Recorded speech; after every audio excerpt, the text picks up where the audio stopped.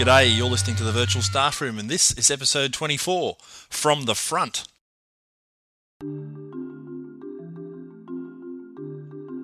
Well, welcome back and thanks for joining us on this next episode of the Virtual Staff Room. This episode today comes to you live from the Leading a Digital School Conference, which was held recently in Sydney, Australia, in fact Brighton Le Sands, down by beautiful Botany Bay. And it was hosted by a company called IWBnet, who some of you might know as hosting the Interactive Whiteboard Conference every year, the last one being in Melbourne. This year's Leading a Digital School Conference, or the idea behind the Leading a Digital School Conference, is to gather together school leaders, principals, administrators, curriculum leaders, and so on, technology leaders, and showcase to them some of the best practice and best ideas about getting our schools to shift for the 21st century. So I was fortunate enough to be part of this year's conference and was able to give a couple of presentations. But when I wasn't busy doing that, I was wandering around with my trusty voice recorder in hand and thrusting it in the face of some people who were either also presenting at the conference or just attending the conference or just simply just trying to get something out of it. So you have a wide selection of short, snappy interviews here with people who I just happened to bump into at the conference. So I hope you get something out of it, hope you enjoy it, and here it is, Leading a Digital School 2008, From the Front.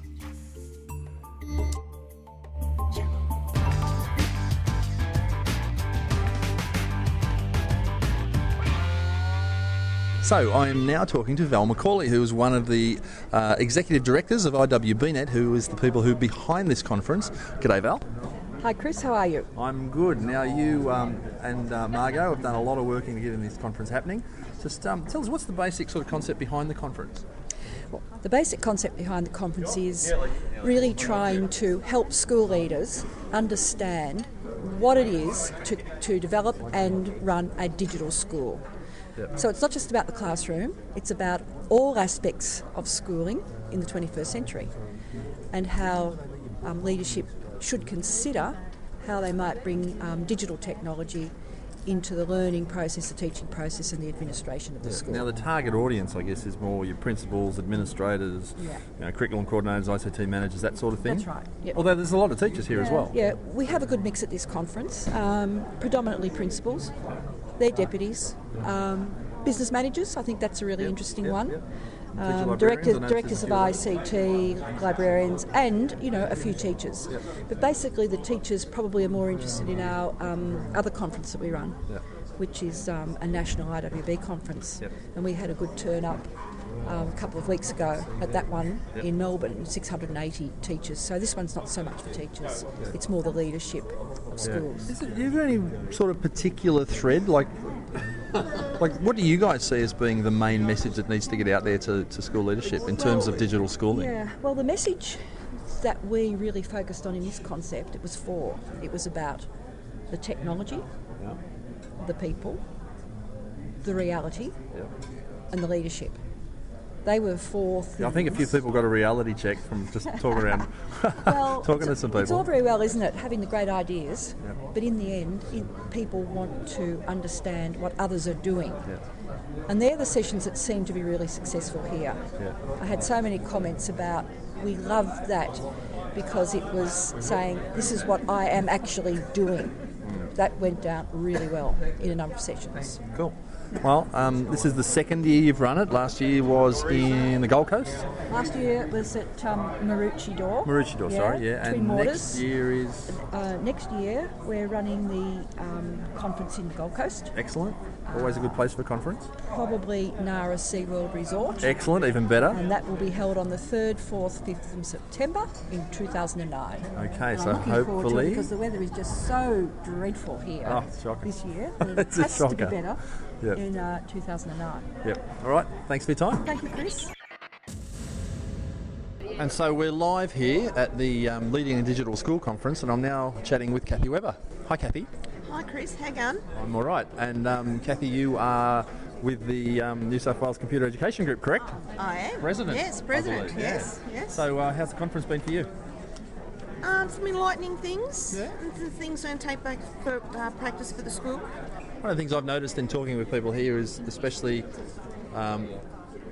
I guess because it's a fairly blue sky kind of conference where you're talking about the possibilities and where we could lead our schools into the future. Yeah. and then getting this pushback constantly, especially from the Department of Education schools, by going, well, we have so many restrictions around what we do in terms of, bandwidth and filtering and everything else. Are you finding you're getting ideas here that you're thinking in their current form are going to be hard to implement? Some of them, yes, especially the Web 2 stuff. Yeah. If we could have that unblocked at a department level, I think that the kids would get more value, and I think that they would find that the kids would probably produce better results. I think there would be a direct impact on how things go from there. I also see the other side, that teachers need to be able to get the experience in using them and developing them and actually creating teaching resources to go with them. Yep. And I actually went to the podcasting session, and I'm now really keen on doing podcasting. I have a PC, so I'm having trouble because most of the software is on Mac. So if I can get myself some really good software, I'm going to develop some good podcasts. Excellent. That's what we need. More good podcasts. Yeah. Well, and finding out ones and be able to give those to the kids and develop that sort of extra stuff out there so that people can say, oh, another way of presenting stuff, another way of showing stuff, another way of demonstrating, another way of teaching, So, yeah. Beautiful. Thanks, Kathy. That's okay. Thanks, Chris. Talk to you later. Bye. And now I'm talking to Ian Ralph, who's the Director of IT at Skeggs in Darlinghurst. G'day.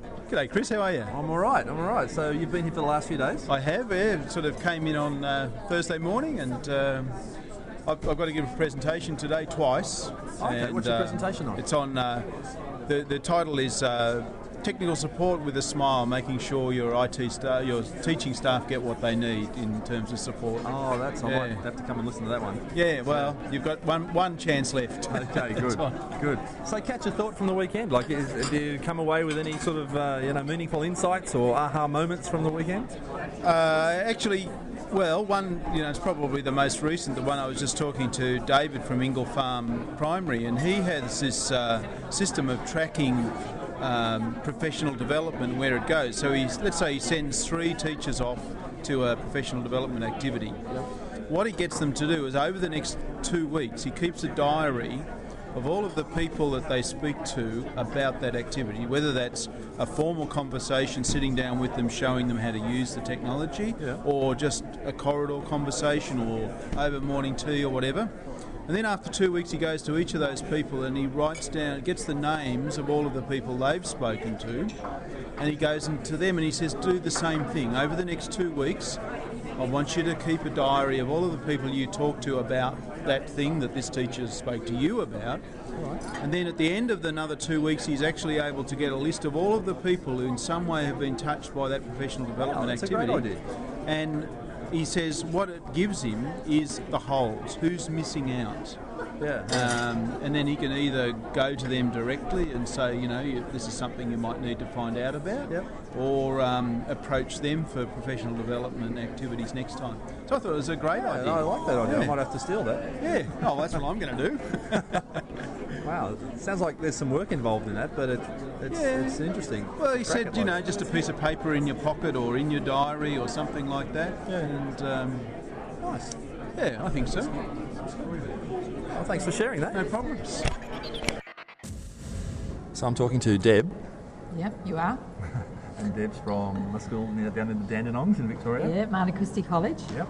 And you've been up here for the conference, and we have. Catch one idea from the conference that you think you can take back and actually do something with. The aim, I think, will be to integrate technology into our classrooms. We currently have interactive whiteboards in just about all our classrooms, but really they are not being used to their potential. So I guess it's kind of taking back some ideas and hopefully getting some more people on board. Did you go to Peter Kent's session? Did, yeah, yes. It was great, wasn't it? Fantastic, really yeah, great variety. And the way he's tied that together with the sort of the underlying pedagogy and the critical thinking and the learning and all that sort of stuff. Yeah, really... and the whole idea about quality teaching, I mean, it's just, huge. That's the thing that's so easy to lose in the discussion, is that it's not just about having computers in classrooms, it's about how do you then make the teaching better because of that. Yeah, I mean, as that gentleman this morning said in that session, you can have good teachers and you can have bad teachers, and just by giving a bad teacher's technology, it's not going to improve teaching. I mean, probably make it worse. Yeah, well, that's what Yeah. I'm really excited to go back and try a whole lot of new things. Yeah. Really inspired. Yeah. Okay. Anything in particular? Oh, with the whiteboards. Yeah, I want to really... I've been using them, but at a fairly basic level. Yeah. I'm really inspired to go back and reinvent a lot of my teaching ideas. Yeah, it's good. Excellent. Thanks for talking to us. You're welcome. And I'm talking to Amanda, and Amanda's from Bendigo Senior Secondary College, a very famous school in the IT It is. world. It is. We have a good history with ICT. Yeah, you do. Thank You guys were the benchmark school for a long time. I was a Every student conference there. I went to. Were you really? At that time. Wow. Yeah. What was it like? Well, it was interesting because as a student, I didn't see the point in all of the whiz-bang gadgetry, and it didn't touch me because I was an English sort of arts humanities student, and then, frighteningly, as now, English teachers didn't use it. So it was all happening at our school, but it was happening somewhere else. It was happening in the big, colourful classrooms that we weren't in. So even though the world was seeing Bendigo Senior Secondary College as being the lighthouse school for doing all cool stuff. Uh-oh. I see where this is going. No, I'm just curious. That's really interesting because I hear that a lot. There was another school around at the same time in Canada called River Oaks, and it was also being held up. And I was living in Canada for a while. I went and visited the school, and it's the same thing. It's just scaled back to a regular kind of school that uses IT like everybody else. I'm not saying that's what happened where you are, but yeah, it's really interesting. Sometimes the lighthouse schools have little pockets. Well, I think it's interesting because in the time since then, and I was a student there about 13 years ago, coming back in a different mindset, I see that there are pockets now everywhere rather than one department or two departments. And so it's about motivating people. It's these people are doing the job probably more than I am as a new teacher. She points to her left. I do point to my left, to Bronnie and Warren. Hello. But I think You guys can join in this conversation anytime you like, by the way. we're putting in a lot of enthusiasm and energy into saying, hey, look what's happening in your department to teachers who are not using ICT, so that they, there's less of a wall and that happens in other classes, not in English classes or whatever. So you're head of English? English language year 11. We're a big enough school that we have sort of subhead Tiered. areas and stuff. Yeah, okay. Because so we've got 1,800 kids. So there's someone much more important than me who's the head of English. Right. Fair enough. So what's your takeaway from the event? You've been here for 3 days and you've heard a lot of stuff. Is there anything that jumped out at you as being a takeaway idea? Oh, you got me on the spot. I think the biggest takeaway is that the things I already kind of had a gut feeling about are solidified, I guess. They've kind of crystallised or whatever. Yep. And I'm more inspired to finish the ideas that are kind of floating in notebooks at the moment and to get things happening. And I think the other thing is that people like you that I've had kind of meaningful conversations with have inspired me to sort of go home and email and go, well, what are you doing and what sites are you using? And it's that networking side of it that I think is just as important. The networking is, some of the best conversations don't happen in the sessions. Yes, most of them haven't. So, and it's just really inspiring. You go back with this kind of spring in your step, so that when you say to people the same things you said last week, there's maybe a bit more of a glint in your eye, so they're more likely to take it on board. Yeah, the immovable force meeting the. What is it? No, I forget how that goes. I don't know how the end of that goes either. But that's good. Thanks for talking to me. You're very welcome. Anytime. And Bron? Well, I reckon there was two things. I loved all the presenters who put time and energy in, but I thought one of the best ones was just the panel discussion, where we just got to hear from a whole lot of people who were maybe audience members rather than presenters, and that was great because They call that an unconference model. Yeah, and it's fantastic. You basically just throw a topic up and let everyone sort of debate it out. Yeah, and you get lots of different ideas and people's points of view, and you see from the different types of schools and the different sizes of schools, what's common to different places. So it's been good. And I think the quote for me of the conference is, good teachers using ICT will always be good teachers. The ICT is not necessarily changing whether you're an effective teacher or not. It's just another tool that you've got to do the job that you set out to do. And I think that's important for our school, because they need to know it's not the be-all and end-all, the ICT. It's actually the pedagogy. And I think I heard Peter Kent say this morning that bad teachers using ICT become really awful teachers. I was trying to avoid that, just in case anyone of our staff will lead. I'm not picturing anyone. No. I can edit that out. That's fine. Oh, good, thank you. And Warren? Yeah, no, Chris, it's been great. I guess getting up to date with what other people are doing, the Web 2.0 technologies and how they're using it. So no surprises, but just the focus of what people are on. I mean, our school has been very good in the traditional sense of implementing technology, and now it's really just making sure we carry through at that next stage in terms of, there's I'm referring to a book here that I've referred to at a few people called Groundswell, which is a business book, but based on the use of this Web 2.0 technology in business. Actually, I'm not even sure the author. I actually listened to it as an Audible book, but Audible member. That's right, and I should know the author, but that was based on a lot of research. So it was a really interesting book, and I think a lot of that applies to education as well. I mean, traditionally with the technology, there's been a sort of this top-down approach where we've delivered from technology and made it available to everyone. But a lot of these things now are really happening from bottom up. I mean, it is these leading teachers who are going out, and it's we've got an email server, etc., and we're providing email, but. Should we be doing that at all? I mean, should we have a Gmail? Should we just throw that away and just start with Gmail? It's pretty challenging and pretty confronting from someone in my position, because a lot of my role and position is based on that more traditional structure. So, but really, I mean, there are things that schools need to address and have a look at and say, well, do we keep with that, or do we substantial? I mean, I think substantial change will happen, but how much change? And do we just, do we throw out everything? I would like to think we don't throw out everything, but definitely we've got to rethink significant things. Yeah. So I think it must be very affirming for a school like yours, which is somewhat of a lighthouse school with technology and has been for a long time. That you come to something like this and go, yeah, we're on the right track. Yeah. Yes. A lot of the sessions we did come out of saying, that really confirmed that the direction we were planning on taking with this next lot of money from the government and some other things, directions that we've been looking into, we are on the right track. And that's really important as teachers to stop and hear that from time to time, because it's so fast moving and everything's always changing and your growth is so continuous, that it's important to hear that you're moving in the right direction. Yep. So it's valuable for our school. Yep, great. Were you going to add something there? I was just going to add, Warren was saying it's hard to know what to throw out sometimes, and we didn't get to the question in the panel discussion because we went off on some tangents, which was great, but there was a question on the board, when you're talking about not wanting to throw the baby out with the bathwater, it's hard with ICT to know what is the baby and what is the bathwater, so that's the constant challenge, I think. Quote, yeah, well, it wasn't mine, I think it was Peter Kent's, but whoever it was, I thought it was very apt. Yes. All right. Well, thanks for talking to me, guys, and have a good trip back to Victoria. Thank you. Thanks. Okay, so now I'm standing here talking to Janice Collar from New Zealand, and also Janet Ackhurst from New Zealand. And you guys have come all the way across the Tasman for this? Yes, indeed. Yeah, and catch a thought. What's one thing you're going to take away as an idea from? Well, for me, of course, it's my tablet, my wonderful tablet that I won last night. So but seriously, just tell us about that, because the people listening don't know what you're talking about. Okay, well, we had to do an Australian Idol last night, and this is at the dinner. At the dinner, and I got basically sent up from my table, and we had to do all these idiotic things. But at the end of the day, I got voted as the winner, and I've got this lovely tablet to play around with. So I'm really by 1 point from our table. I will just add there. Yeah, I know it was very, very close, but it was awesome. But so you've got a Wacom tablet now? Yeah. The Graphire, I think it was. Yes. Yeah, they're nice. Bluetooth, so I can walk around my classroom and not stuck at the front. So that'll be cool. But the one thing I've taken away is.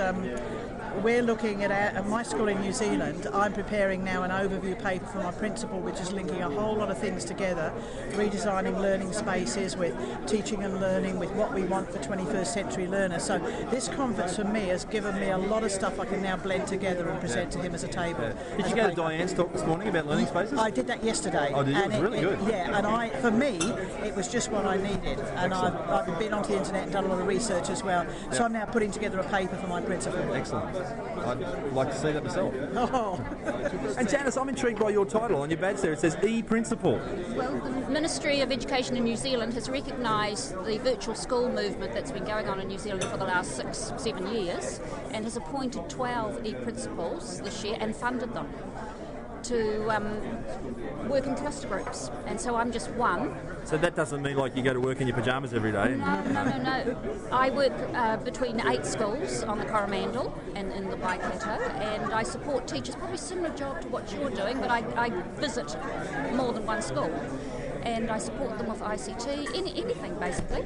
I've worked with a lead teacher that wanted copy and paste her first lesson with me, which you've got to realise, as you pointed out in your presentation a few minutes ago, that there are teachers still down there wanting those basic skills. And even though we may have moved over the years as individuals... And you have to love them, but and it's that emotional we have to figure out how to just sort of shuffle them along to the next step, I think.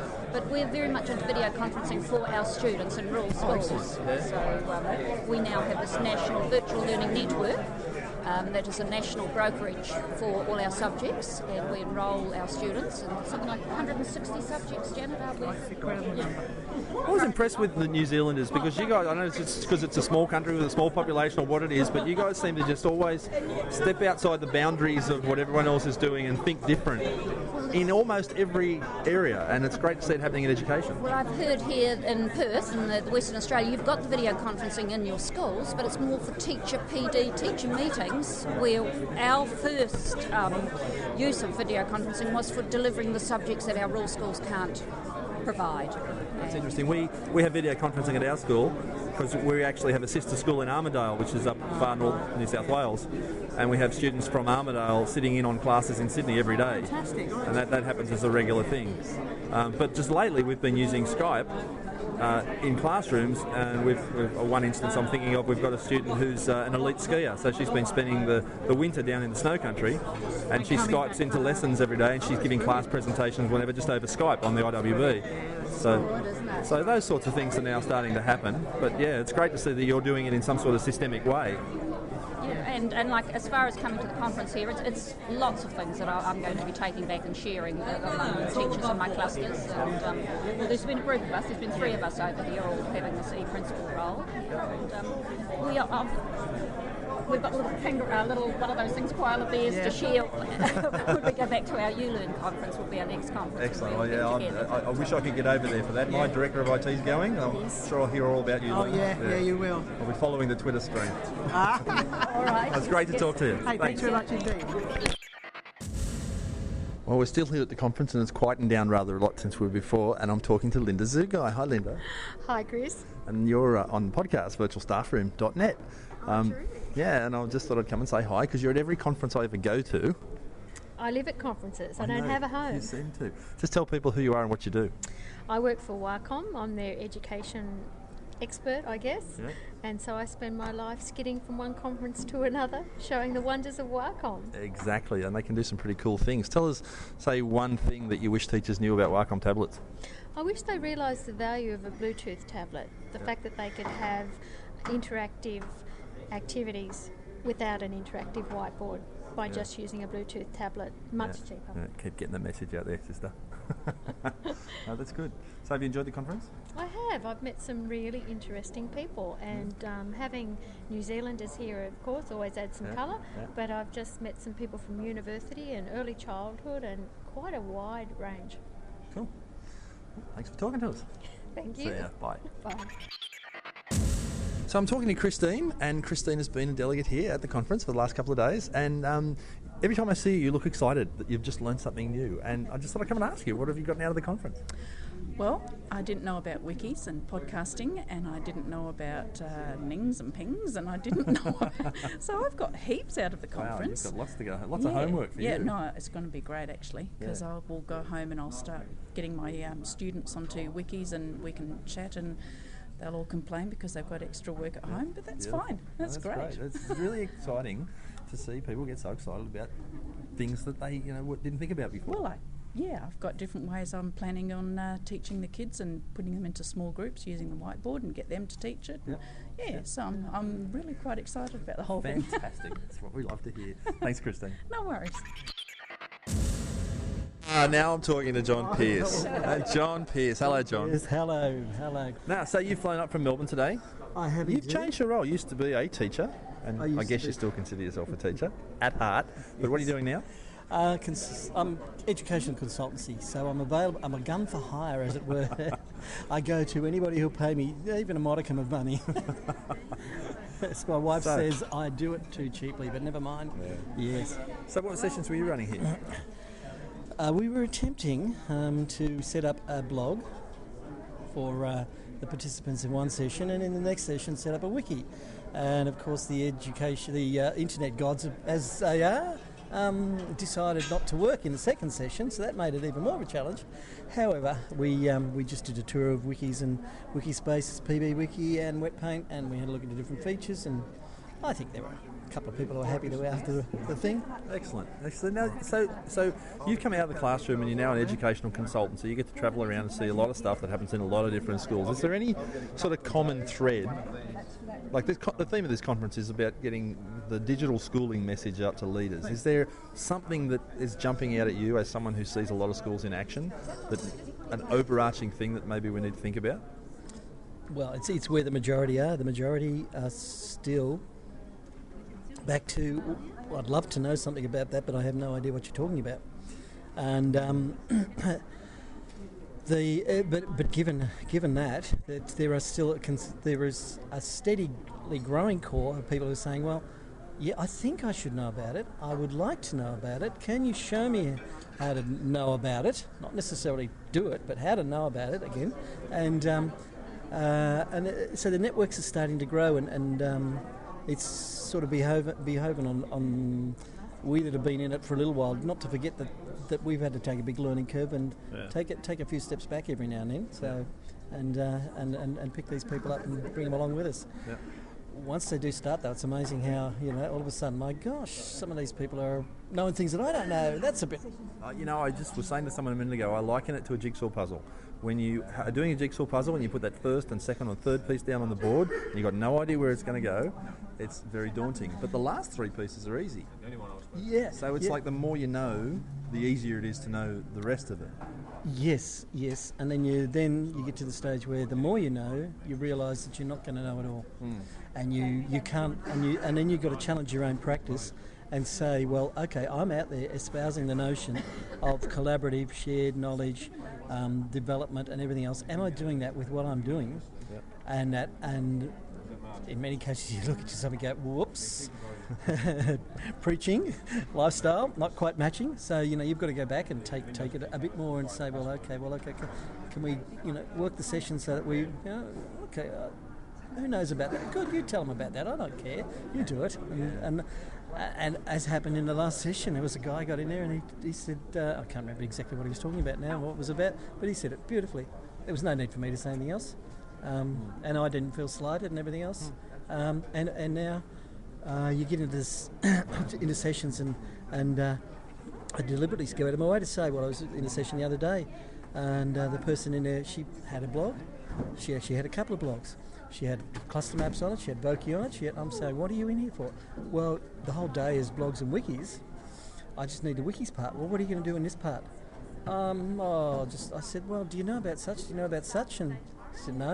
Okay, you go and play with that. Yeah, she can teach herself. She just needs the time set aside to do it. And that's what she said. I said at the end of the day, did you get any other day? Because, we only did wikis for a yeah, but not from you. Yeah, exactly.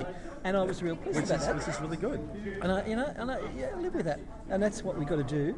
Yeah, if we're going to do that, say that in our classrooms, we're going to do that as presenters too. So, well, if you're not with me, and I'm not meeting your needs, please don't hang around. Please don't hang around and be bored. Yeah. Do something else, or go elsewhere, or get on the internet and play on the internet. Yeah. My party trick is, well, okay, it's a Saturday. What's the footy scores? Yeah. Who's on the net? Come on, someone's got to be on AFL.com and tell me up. So, fair enough. Yeah. All right, mate. Thanks for talking to us. Thank you. I'm here at the Leading a Digital School conference in Brighton in Sydney. I'm talking with Peter Kent. Hey, Pete. Hey. How are you, Chris? I'm very good, and you did a great session that I just saw on... No, I didn't catch the name of it because I came in a couple of minutes late. It was called... Using ICT to enhance pedagogy. Right, and great message in it. I'll let you summarise what it was. I know what I took away from it. What I hope, because we were talking to school leaders, what I hope they got out of it was an understanding of...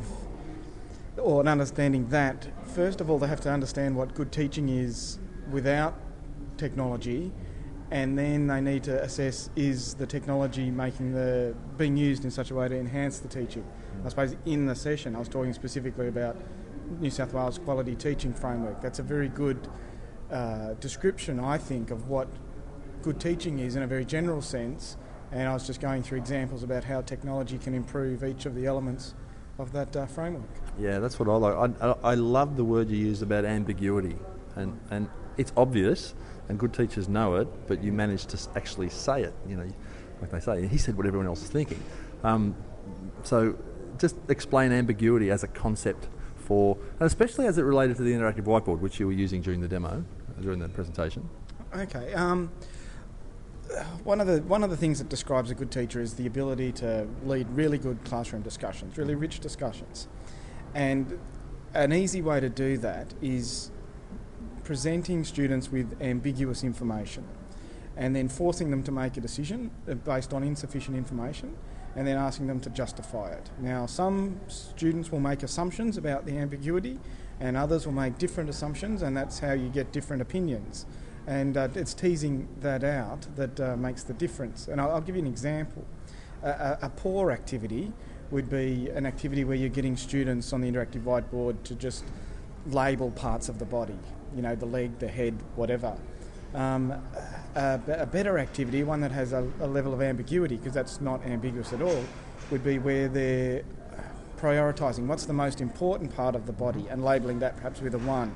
What's the next most important part of the body and labelling that with a 2 and so on. There's no right answer to that. It's very ambiguous, and teasing out people's different opinions is the way you get a good discussion. Yeah. And you had some great examples there, and the one with the F. I was going to say the F words.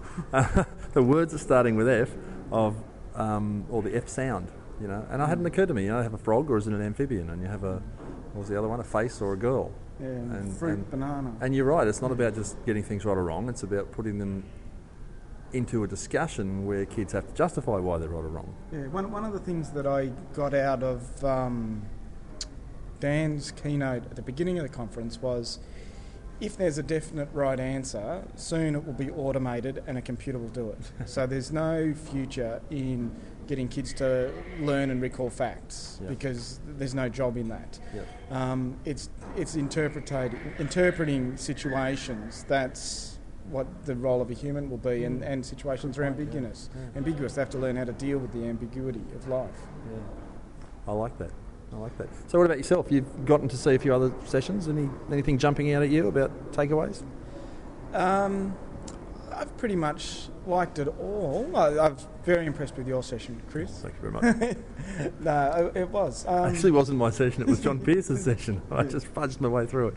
But anyway. Yeah, and David O'Brien, who his concept about complexity, I think, is really good. I'll just explain. He gives the example of a bike compared to a frog. And he says if there's a problem with a tyre on a bike, you can take the wheel off, focus on the tyre and put it back on the bike and it will work. When fixing the wheel, you don't have to worry about the rest of the bike. And that's a low complexity sort of system. Whereas a frog, if you had a frog and it had a broken foot, you can't just take its foot off, fix it and put it back on again. You're going to kill the frog. And what I think he was suggesting was that schools are complex like a frog, not like a bike. So when we're trying to just put computers in, we're just focusing on a small part, and unless we're thinking about all the other aspects that make up a school, we're going to kill the frog. That's a good point. I like that analogy. Just for people who are listening to this who may not know, because I'm sure a lot of Australian teachers have come across you before, you're pretty well known in the interactive whiteboard circles, and just written a book. Plug the book. Oh yes, it's called, if you want to find the book, I don't actually know. Is it for sale outside Australia as well? It's for sale. It's published by Macmillan Australia, and the best way to find it is go to Macmillan Australia's website and then search on either interactive whiteboards or Kent, and you'll find it. And so in that regard, I know that people overseas have bought it, and I know it's available in New Zealand, but I don't know if there's if you'd walk into a bookshop outside of Australia and New Zealand and see it. Well, I just bought a copy. I thought it was good. But your role at the moment, you're working in Canberra, which is, for those outside Australia, our capital city. Yeah, I work for the ACT Department of Education, and I lead the team that looks after all the professional learning for teachers to do with technology and technology integration. I've been doing it for about a year now. It's good fun. So you spend a lot of time wandering from school to school and looking at what's going on. You've got a pretty good bird's eye view of what's happening out in schools generally. Yeah. Is there any one or two issues that sort of jump out as being the issues, especially, I suppose, as it regards to educational technology? Because, as you say, the frog on the wheel on the bike thing, there's lots of parts. I think one thing that I always do when I'm talking to teachers is at the beginning of any professional development I run, is I really clearly explain why we need to be engaging technology. Talking about the research from the brain-based stuff and, teaching to the students contexts and so on.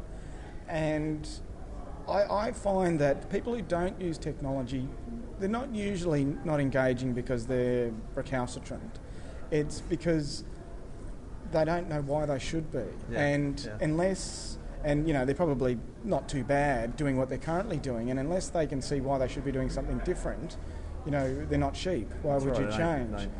And when you juxtapose that with the government and lots of principals, especially who say thou shalt use technology, it just gets people's backs up. So we just need to walk with them and guide them through. Once they have it explained to them, I don't usually find there's much resistance, but we just need to do that. That's the difference between a school that uses technology well and one that doesn't. It's their understanding of why they should be doing it. Yeah, good point. Good point. Thanks for talking to us. No problems.